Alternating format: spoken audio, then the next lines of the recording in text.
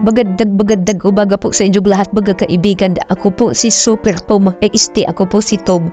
At gayon pong araw na ito mga kaibigan, tayo ay magtuturo ng ating paggawa ng kababayan mga kaibigan. Unang-una ko pong tinimbangdan ay ang asukal. Ito po ay asukal na hindi puti at hindi pula. Ito po ay light brown. Mga kaibigan, sunod natin ilagay ang food color.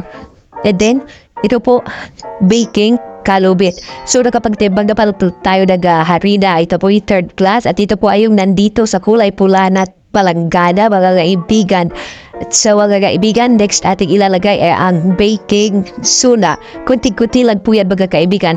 Ito pong tutorial na ito mga kaibigan ay isang napakasimple labag po at alam po naman po natin na nagmamahala na po ang ating mga ingredients ngayon, lalong-lalo na ngayong magpapasko. So kailangan po nating magtipin mga kaibigan. At ito po, nilagay po natin ang 1/4 na mantika. So, isunod po natin at tubig. Yan lang po mga kaibigan ang ingredients niyan at hindi na po natin kailangan at dabihan ng ingredients dahil po napaka-sobra pong napakamahal na mga pilihin mga kaibigan at sana po ay maintindihan naman ni Kuno mga mamamili. Pero ganun pa rin po mga kaibigan ang lasa, napakasarap pa rin po. So atin po na po itong imimix mga kaibigan at siguro din po nating napakalinis ng ating mga kamay. Naghugas tayo ng sobrang hugas mga kaibigan.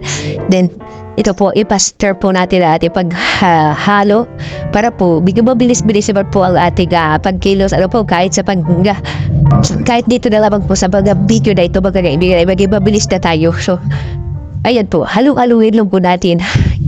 Asukal, tigutunaw po. Mamaya po natin, ilagay natin yung third glass. Ayan na po, ilagay na po natin. Hindi na mix ulit. Shout out na pala po sa ating kaibigan dyan si Paring Puyet na sobrang takaw po sa alak. Sorry.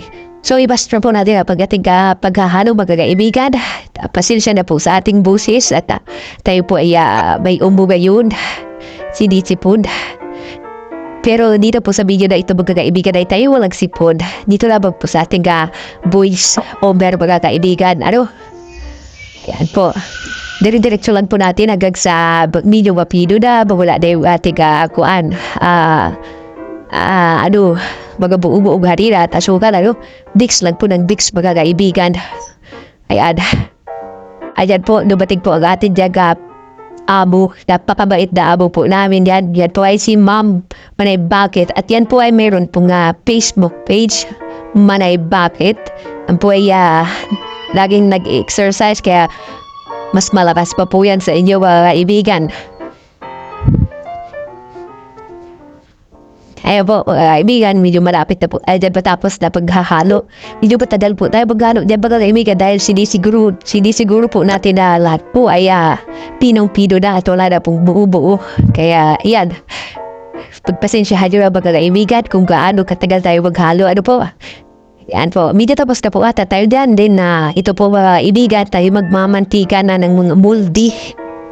Ayan, ang atin pong mantika dapat po ay, ito po ay puriko tapos mayroong mantika pinaghalo po para medyo malambot naman. Tapos ipahid lang po natin, ipahid, medyo madami po yan para po hindi magdikit. Ano po?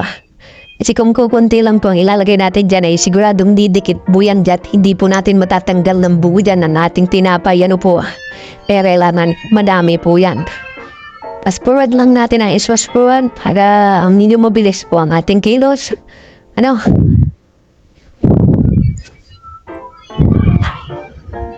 Ayan. So habang tayo dyan, kakanta muna tayo. Nang ika'y ibigin ko, mundo ko'y biglang nagbago. Sabi mo noon sa akin, ako ay sobrang gwapo.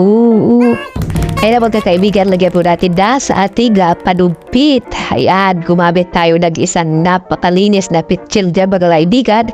At ating isilid na sa ating padupit. Tapos na mga kaibigan, ay atin na pong sumpitin at ilagay na sa ating molde. Alright, dire-diretso lang tayo guys sa ating pagkanta. Nang ikaw ay ibigin ko, mundo ko'y biglang nagbago. Sabi mo noon sa akin, ako ay sobra Ang gwapo, naniwala naman ako. Ba't na yun niloko mo? Ayan mga kaibigan, matatapos na tayo sa ating pagsusubit. At ayun daga, baga kaibigan, tapos na at atin na pong buksan na ang ating mahiwag ka. Ubed! At sunod-sunod po natin itong ipasok. So, ito po ay napakainit na ng-ubed at kailangan po talaga yan na napakainit na nating ubed bago natin isanak. Okay. Then, sara na rin ng ating ubed. Dingting nagpura ti nag-apoy yan po mga kaibigan ay dapat balakas apoy dahil kung mahina po yan ay hindi po yan aalisa. At ayan na po, ganyan na po ang itsura ng ating babon mga kaibigan at kailangan na nating pahinaan ng apoy. Ayan, ganito kahina mga kaibigan dapat ng ating apoy para hindi naman po masunog. At isa na po puli natin at magkitay tayo ng mga ilang minuto. At ito na po ang ating tindahan kung kunti na po ang laban mga kaibigan. So tapos na po tayo mga kaibigan. At ito na nagtiplix na tayo na napakagwap nating buka. At 1, 2, 3. Ayan po mga kaibigan at kilalampasan ng ating kababayan. Napakaganda po ng stay. Ito lang po pala mga kaibigan. Yung isa po pala ay munay po yun. Ito po ang tunay na kababayan mga kaibigan. Oh, tignan po. Napakasarap po yan mga kaibigan. At bestseller po yan dito mga kaibigan. So maraming salamat po sa inyong panonood mga kaibigan. Hanggang sa muli po sa ating pagkagawa ng napakasarap na tinapay. Ako po si Super Tom ulit at follow nyo na ako.